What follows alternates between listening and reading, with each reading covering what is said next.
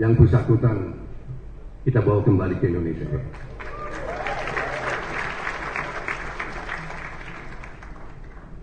Saya ditelepon beberapa bulan, saya maaf ya, mungkin beberapa kawan sudah dengar. Pak Prabowo telepon saya malam minggu, berapa bulan lalu. Saya lagi di tempat tidur jam 10 malam minggu. Jam kamu ngapain? Saya di rumah lagi baca buku. Ini malam minggu, nggak jalan-jalan, enggak. Istri saya di luar kota kok. Saya ya baca buku. Kenapa telepon? Saya mau cerita aja. Saya baru mau disogok orang. Oh ya?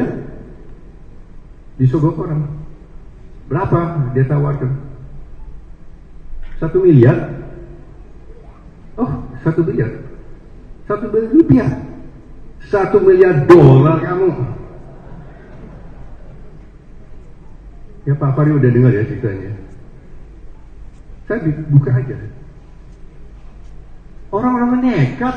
Presiden kita mau disogok 1 miliar dolar. So what did you say? Yeah, I told them to. Saya nggak boleh sebut apa. I told them to. Ya berengar ya, ngerti kan? Ya, ini begini loh. Dan saya mau sampaikan berapa bulan kemudian, saya datang ke kakak saya. Kamu mau disogok 1 miliar dolar? Kamu suruh pergi. Saya baru mau disogok 1,5 miliar dolar. Demi Kristus Yesus Pak. Saya orang Kristen Pak. Habib Hashim. Saya bukan pejabat, mau dikasih 1,5 miliar dolar. Saya hitung-hitung 25 triliun Pak.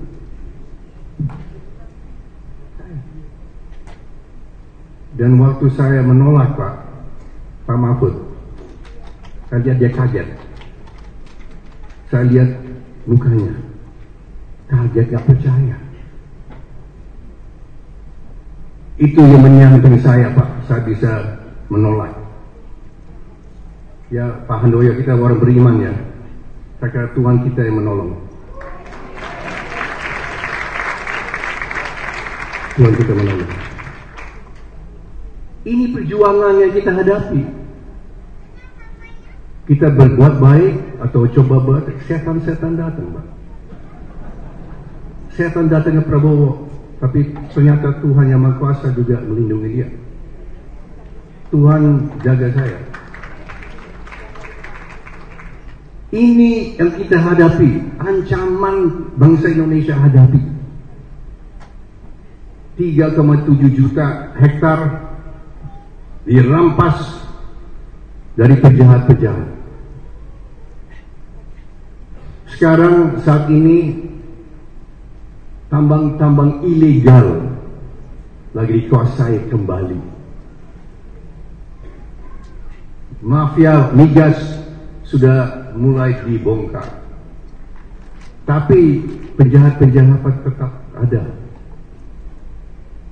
Mau sogok presiden, mau sogok adik presiden, mau sogok yang lain-lain. Program NBG, seperti tahun yang lalu saya sudah bilang ke Pak Handoyo dan kawan-kawan, betul nggak?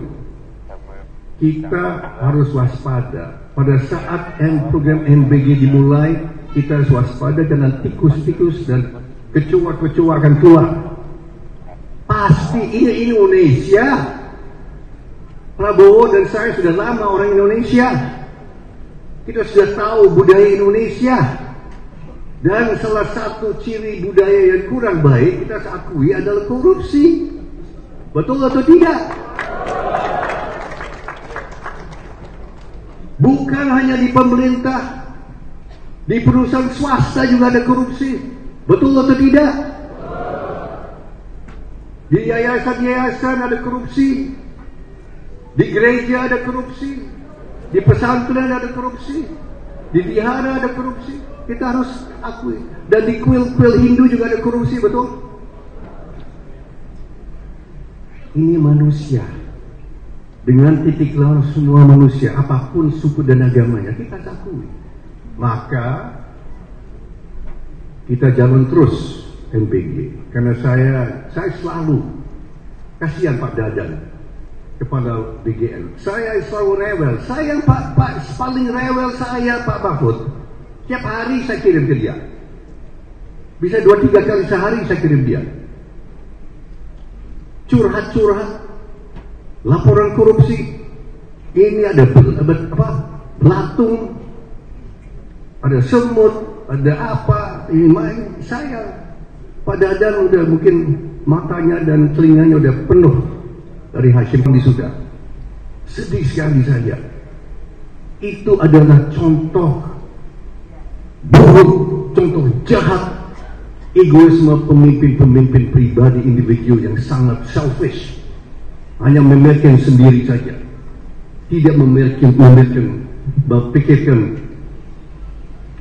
kebaikan dan kesejahteraan umum.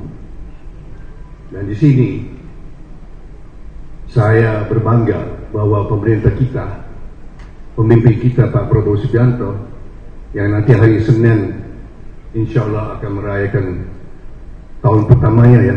Pak Fahri juga menjabat 1 tahun. Kita menyaksikan banyak kemajuan-kemajuan. Tentu ada kelemahan-kelemahan. Saya dan Prabowo yang testimoni, kita mengakui kekurangan-kekurangannya. Tadi disebut MBG ada kekurangan-kekurangannya. Tapi ternyata ada 112 negara sebelum kita, ada 112 negara yang sudah mulai dan menjalankan dengan sukses. Maka kita yakin bangsa Indonesia juga akan menjalankan MBG dengan sukses, walaupun terlambat. Nasib jutaan anak-anak. Di samping itu ada program Sekolah Garuda. Sekolah Garuda ini untuk memberikan pendidikan khusus Science, Teknologi, Engineering, Mathematics, and Medicine untuk semua anak yang berbakat dan semua anak yang punya IQ tinggi. Itu boleh. Cucunya Pak Habibie boleh, cucunya Pak Adiaksa boleh, cucu kita semua boleh. Saya lihat semua di sini sudah sejahtera, saya lihat. Tidak ada prasejahtera di sini. Saya kira banyak yang lebih sejahtera dari saya lihat. Ya lebih gemoy lah. Kan nggak boleh kurus. So ini prestasi-prestasi. Tujuan kita adalah untuk memberikan makanan gratis untuk 82 juta jiwa. 78 juta anak sekolah, anak prasekolah, dan 4 juta anak-anak dalam rahim ibunya yang belum lahir.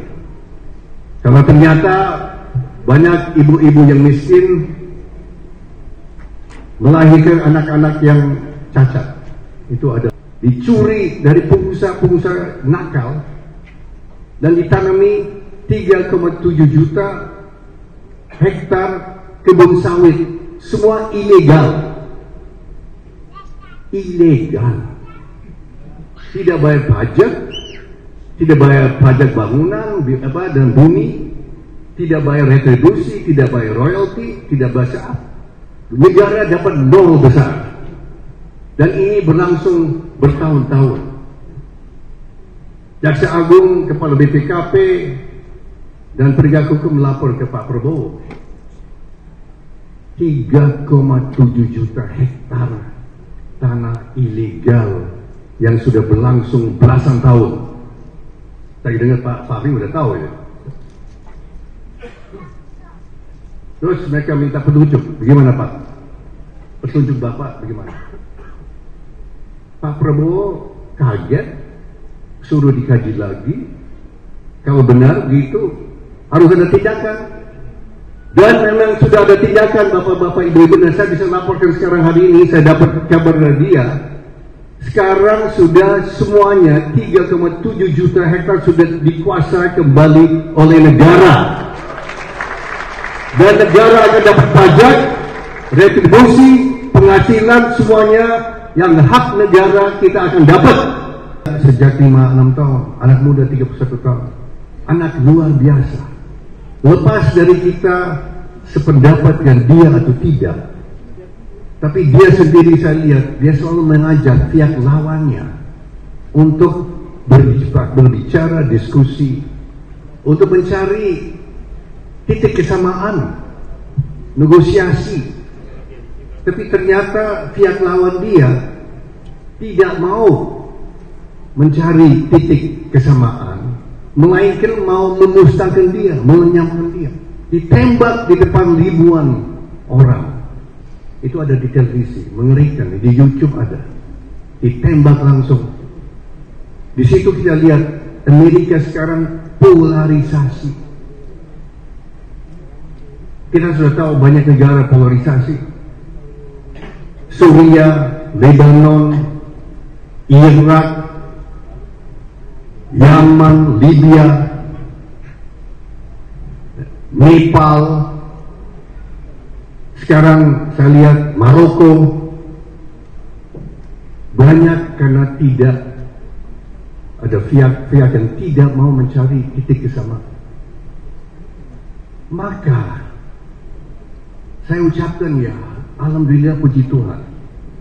Betul Pak Mahfud, Indonesia ini kita masih beruntung Pak, karena kita bersatu. Walaupun kita beda